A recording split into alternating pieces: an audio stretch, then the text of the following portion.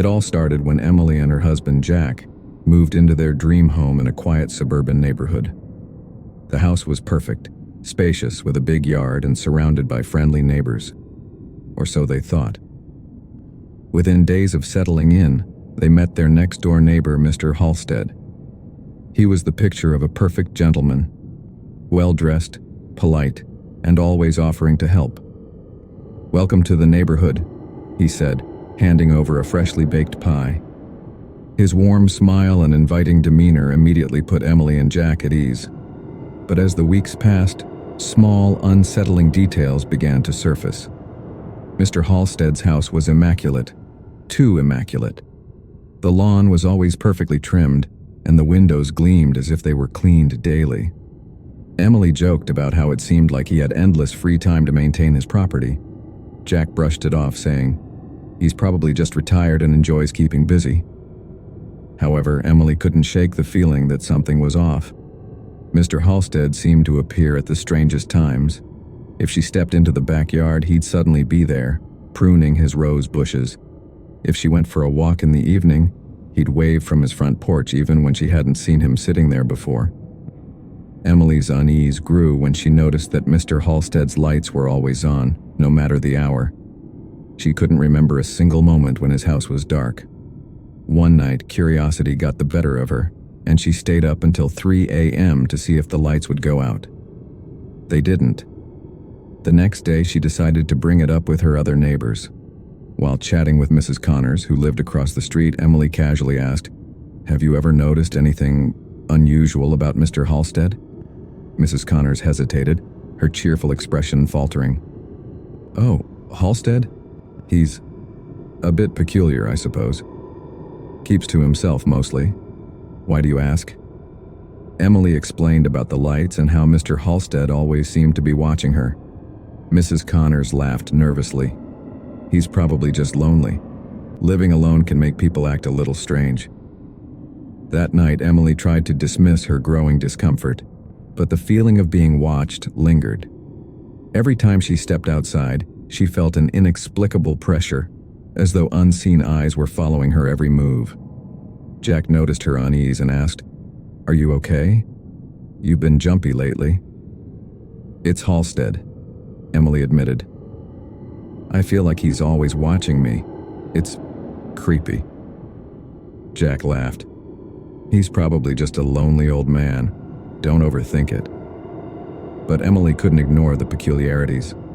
One afternoon, she decided to test her theory. She set up a chair on the porch and pretended to read a book. Out of the corner of her eye, she spotted Mr. Halstead peeking through his blinds. When she looked directly at his window, the blind snapped shut. Her heart raced. It wasn't just her imagination. He was watching her. Determined to get to the bottom of it, Emily started keeping a journal of her interactions with Mr. Halstead. She noted the times he appeared, the strange coincidences, and the unshakable feeling of being observed. The entries began to pile up. Saw Halstead pruning bushes at 10:15 a.m. Wasn't there a second ago? Halstead's light still on at 2 a.m. Why does he never sleep? Saw Halstead staring at me from his window while I watered plants. One evening, as she flipped through her journal, she realized something chilling. There was a pattern. Halstead always appeared at specific times and places, almost as if he were tracking her schedule. Emily's paranoia deepened and she decided to share her concerns with Jack, but he dismissed her, saying, "You're overthinking this. Maybe you need a break." Frustrated, she decided to handle it herself. She began researching Mr. Halstead. Surprisingly, there was little information about him online. No social media profiles, no public records. He seemed almost like a ghost. Desperate for answers, she reached out to Mrs. Connors again. This time, Mrs. Connors seemed hesitant to talk. "Halstead's been here as long as I can remember," she said, her voice low. "But no one really knows much about him. He's private." Emily pressed further, but Mrs. Connors quickly changed the subject. It was clear she didn't want to discuss Halstead. Later that night, Emily's curiosity got the better of her. Armed with a flashlight, she ventured into her backyard, hoping to get a closer look at Halstead's house. She crept along the fence, careful to stay in the shadows. Peering through a small gap in the fence, she saw something that made her blood run cold. In Halstead's backyard, there were several large wooden crates, each marked with strange symbols. The crates were covered in dirt and appeared to have been there for years. What was he keeping in them? Before she could investigate further, a voice behind her said, "Looking for something?" Emily spun around, her flashlight illuminating Mr. Halstead's face. He stood just a few feet away, his expression calm but menacing. Emily stumbled backward, nearly dropping her flashlight. "I was just looking for my cat," she stammered, trying to sound casual. Halstead didn't move. His piercing gaze seemed to see right through her. "You shouldn't be out here at night," he said, his voice cold. "It's dangerous." Emily nodded quickly and retreated to her house, locking the doors behind her. Her heart raced as she tried to process what had just happened. Halstead's calm demeanor had been more terrifying than any outburst could have been. The next day, Emily decided to call the police. She told them about the strange crates and her suspicions about Halstead. An officer came by to investigate but found nothing unusual. The crates were gone. "How is that possible?" Emily demanded. "They were there last night." The officer shrugged. "Maybe you were mistaken. Let us know if you see anything else." Emily felt a sinking dread. Halstead had removed the crates overnight, but how? And why? Determined to uncover the truth, she decided to search his property herself. That night, while Jack was asleep, she slipped out of the house and crept toward Halstead's backyard. This time, she brought a crowbar. She found a small cellar door hidden beneath a layer of dirt and leaves. Using the crowbar, she pried it open and descended into the darkness. The air was damp and heavy, and the faint smell of decay made her stomach churn. As she shone her flashlight around, she saw rows of jars lining the walls. Each jar contained something grotesque. Eyes, teeth, and other unidentifiable body parts floated in murky liquid. In the center of the cellar was a large table covered in tools and what appeared to be a map of the neighborhood. Emily's house was circled in red. Emily's hands trembled as she examined the map. Halstead had marked several houses in the neighborhood, all with dates next to them. She realized with horror that the dates matched the disappearances of several neighbors over the years. Suddenly, she heard footsteps above her. Halstead was home. Panicking, Emily extinguished her flashlight and tried to stay as quiet as possible. She could hear Halstead moving around, muttering to himself. The cellar door creaked open, and light spilled down the stairs. "Who's there?" Halstead called out, his voice echoing ominously. Emily's heart pounded as she crouched behind the table, trying to steady her breathing. She clutched the crowbar tightly, ready to defend herself. Halstead descended the stairs, his shadow stretching across the walls. "You shouldn't have come here," he said, his tone calm, but filled with menace. As he stepped closer, Emily swung the crowbar with all her strength, striking him in the leg. He let out a guttural cry and fell to the ground. Without wasting a second, she bolted up the stairs and out of the house. She ran to her car, her adrenaline propelling her forward. Halstead limped after her, his face contorted with rage. She barely managed to start the car and speed away before he could reach her. The next morning, she reported everything to the police. This time, they found the cellar and its horrifying contents. Halstead was arrested, but he refused to speak during questioning. Emily and Jack moved away shortly after, unable to stay in the neighborhood any longer. But the nightmares lingered. And every so often, Emily would see a figure in the distance, a man with piercing eyes watching her.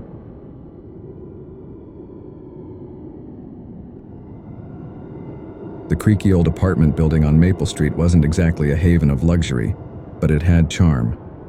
For Mia, it was home. The cozy unit on the third floor had been her sanctuary for 3 years, where she enjoyed quiet evenings with her books and the occasional chat with her neighbors.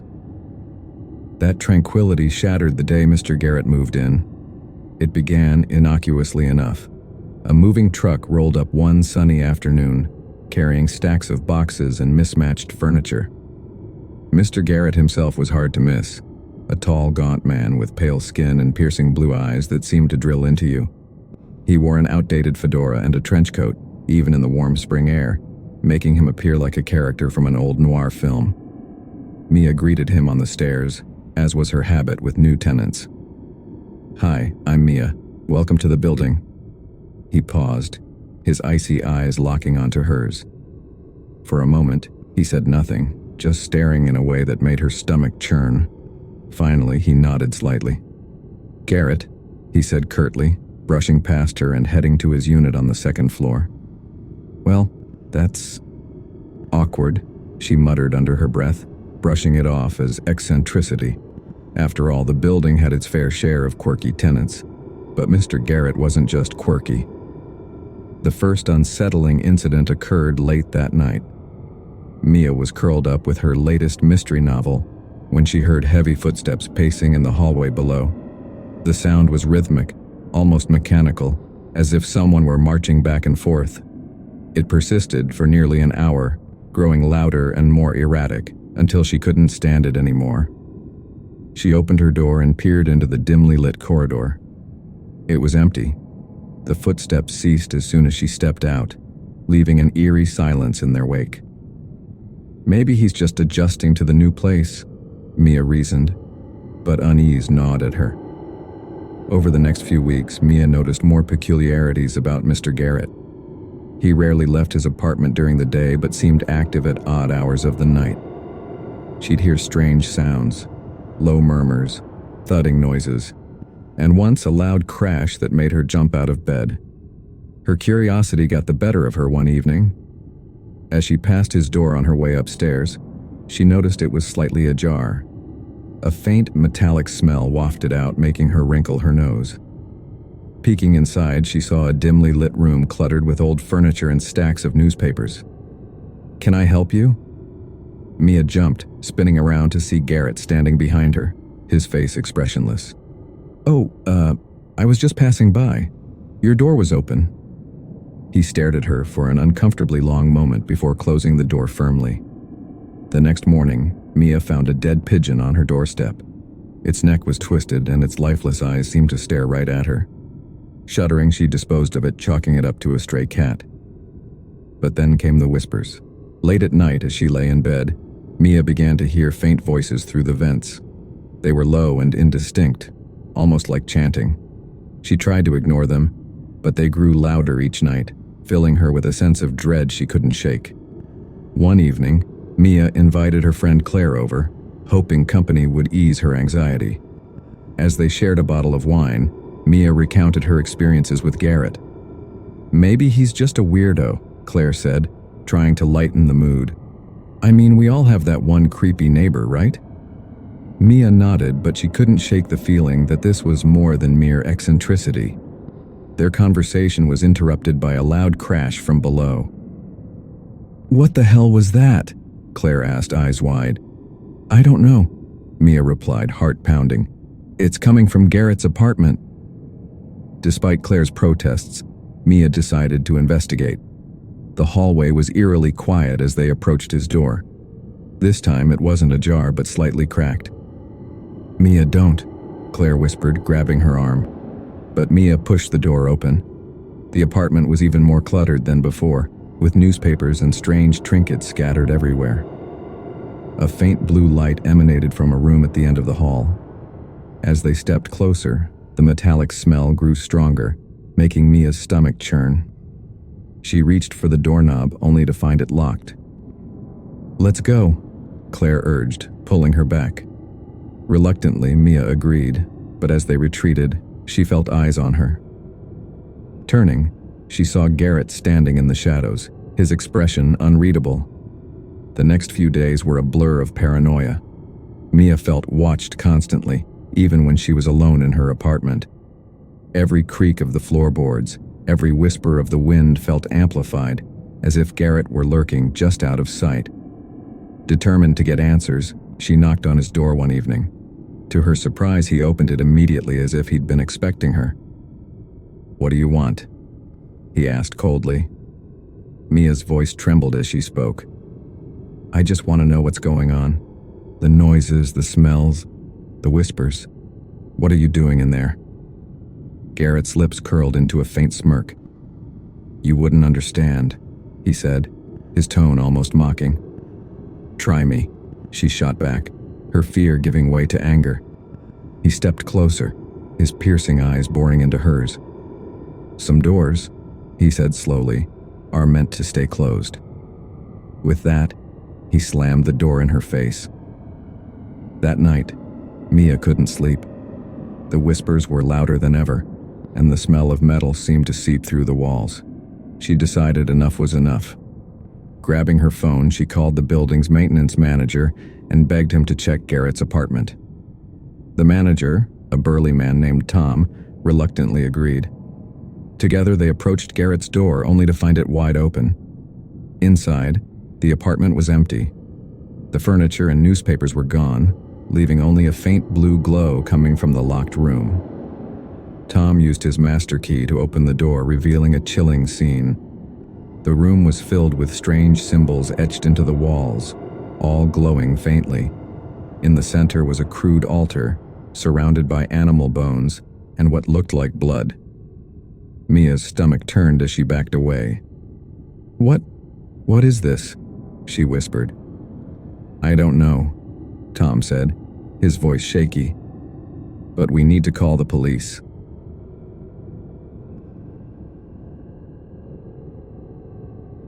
When Sophia and Liam moved into their quaint suburban home, they were eager to begin a new chapter of their lives. The house was charming, with a lush garden and a picket fence. Their neighbors welcomed them warmly, bringing baked goods and smiles, all except one, the man next door. He introduced himself as Mr.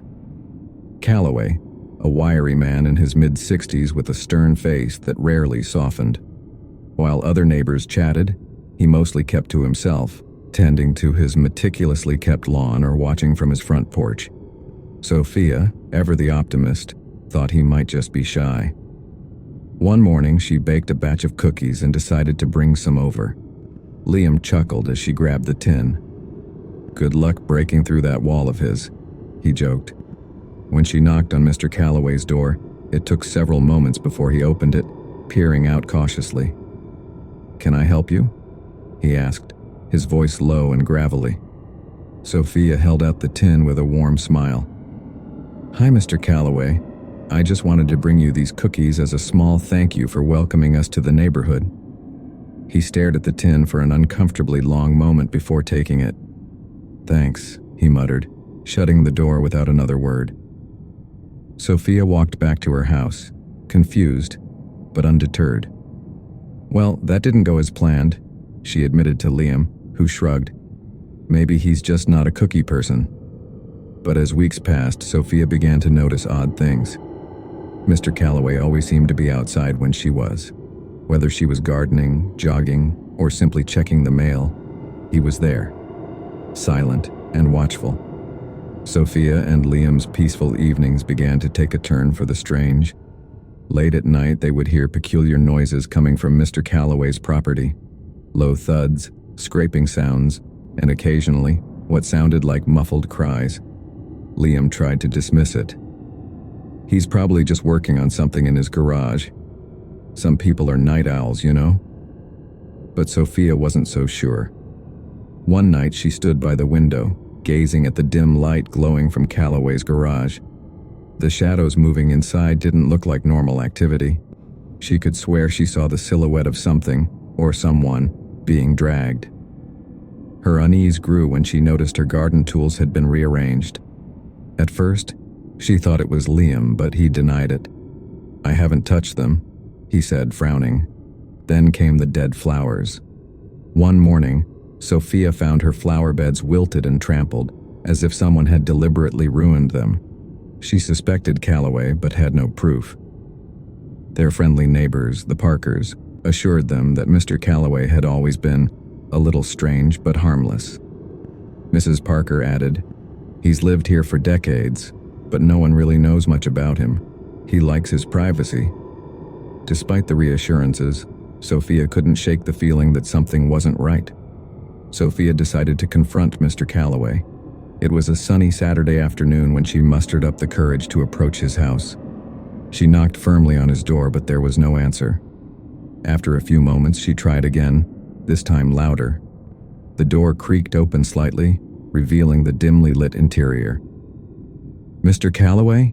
she called out, her voice echoing in the silence. There was no response, but Sophia's curiosity got the better of her. She stepped inside, the faint smell of mildew hitting her nose. The house was eerily quiet, with only the hum of an old refrigerator breaking the silence. As she wandered through the house, she noticed the odd decorations, old photographs of people who looked vaguely familiar, as though she'd seen them around the neighborhood. One of the photos caught her eye. It was of the previous owners of her house. Her stomach churned. Why did Calloway have a picture of them? She ventured further, finding a locked door at the end of the hallway. Her heart pounded as she tried the handle. It didn't budge, but she noticed scratch marks around the lock, as if someone, or something, had tried to claw their way out. Before she could investigate further, she heard the sound of footsteps behind her. She spun around to see Mr. Calloway standing there, his face a mask of cold fury. "What are you doing in my house?" he demanded, his voice icy. I knocked, but no one answered," Sophia stammered. "I just wanted to talk to you about—" "Get out," he interrupted, his tone leaving no room for argument. Sophia fled, her heart racing. She knew she'd crossed a line, but she couldn't shake the feeling that she'd stumbled onto something far darker than she'd anticipated. A few days later, Sophia and Liam received an unexpected package on their doorstep. It was an unmarked box containing several old VHS tapes and a note that read, "Watch carefully." They hesitated, but eventually decided to play one of the tapes. The grainy footage showed a young couple, the previous owners of their house, laughing and chatting in their backyard. It seemed innocent enough until the camera zoomed in on the fence separating their yard from Mr. Calloway's. There he was, peering through the slats, watching them intently. The next tape was even more unsettling. It showed the couple sleeping in their bedroom, the camera slowly zooming in on their faces. Sophia felt a chill run down her spine. "He's been spying on us," she whispered. Liam nodded, his jaw tight. "We need to call the police." But before they could, they heard a loud crash outside. Running to the window, they saw Mr. Calloway standing in their yard holding a hammer. He stared at them for a moment before retreating to his house. Fueled by fear and anger, Liam decided to confront Mr. Calloway once and for all. Armed with a baseball bat, he marched over to the house, Sophia following reluctantly. They pounded on the door, but there was no answer. Liam tried the handle, finding it unlocked. Inside, the house was dark and silent. They called out, but there was no response. As they explored, they found more unsettling evidence. A room filled with surveillance monitors showing live feeds of their house and others in the neighborhood. Suddenly, the door slammed shut behind them. Mr. Calloway emerged from the shadows, a sinister smile on his face. "You shouldn't have come here," he said. The confrontation quickly turned violent. Calloway lunged at Liam, but Sophia grabbed a heavy lamp and struck him across the head. He fell to the ground, stunned but not unconscious. They fled the house and called the police, who arrested Calloway after discovering the surveillance room. It turned out he had been spying on the neighborhood for years, documenting their lives in obsessive detail. The locked door in his house led to a hidden room containing keepsakes from his victims, items stolen from their homes, along with disturbing journal entries detailing his fantasies about them. Sophia and Liam decided to move away, but the trauma lingered. The neighbors tried to reassure them that Calloway was gone, but Sophia couldn't shake the feeling that someone was still watching.